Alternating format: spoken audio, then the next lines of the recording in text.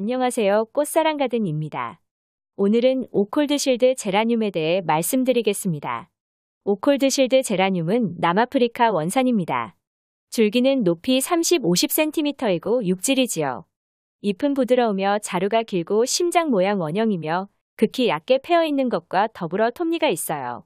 꽃은 봄에서 여름에 걸쳐 피고 긴 꽃줄기 끝에 자루가 있으며 산형으로 달립니다. 꽃이 피기 전에는 꽃봉오리가 밑으로 처졌다가 위로 향하여 피며 꽃의 색깔은 품종에 따라 다양합니다.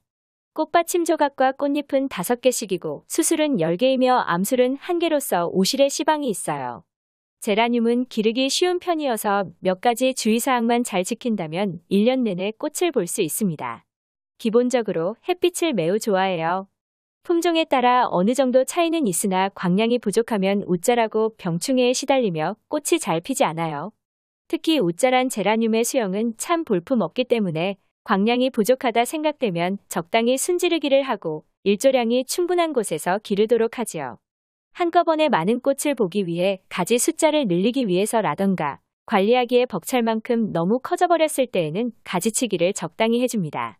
가지를 한꺼번에 너무 많이 잘라낼 경우 세력이 급격하게 약해져 죽어버릴 수도 있으므로 어느 정도 자신이 붓기 전까지는 상태를 관찰해가며 조금씩 잘라내 보도록 합니다.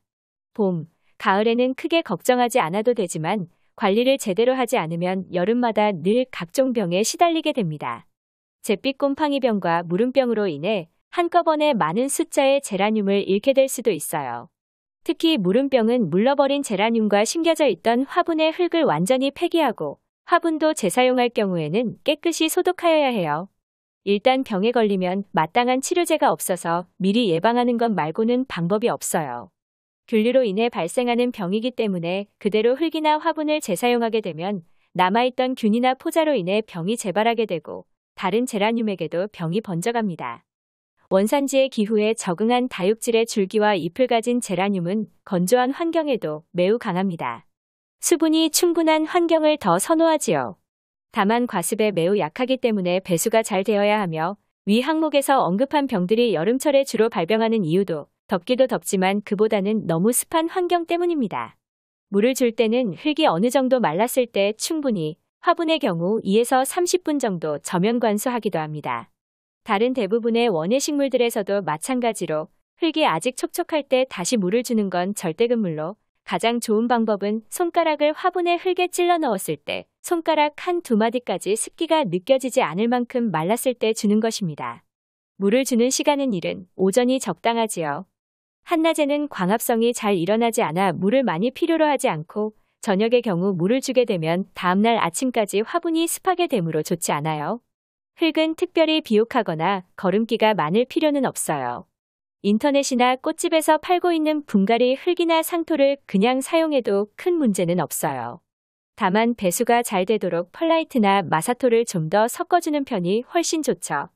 상토의 경우 대략 1달 정도면 비료 성분이 대부분 사라지기 때문에 알갱이로 된 알비료나 물에 섞어서 주는 액체 비료 등의 원예용 비료를 준비합니다. 인터넷에서 판매되는 알갱이 비료 13를 반 숟가락 정도 흙 위에 뿌려놓거나 묻어놓으면 됩니다. 양분이 모자라면 제라늄 잎이나 줄기 색이 변하는 등 변화가 생기므로 상태를 봐가며 시비하고 식물체가 어리거나 어딘가 약해 보일 경우에는 피지 않았더라도 꼭 꽃대를 제거해요. 굳이 씨앗을 받을 생각이 아니라면 꽃대는 꽃이 어느 정도 지면 잘라내는 것이 좋아요. 구독, 좋아요, 알람 꼭 눌러주세요. 감사합니다.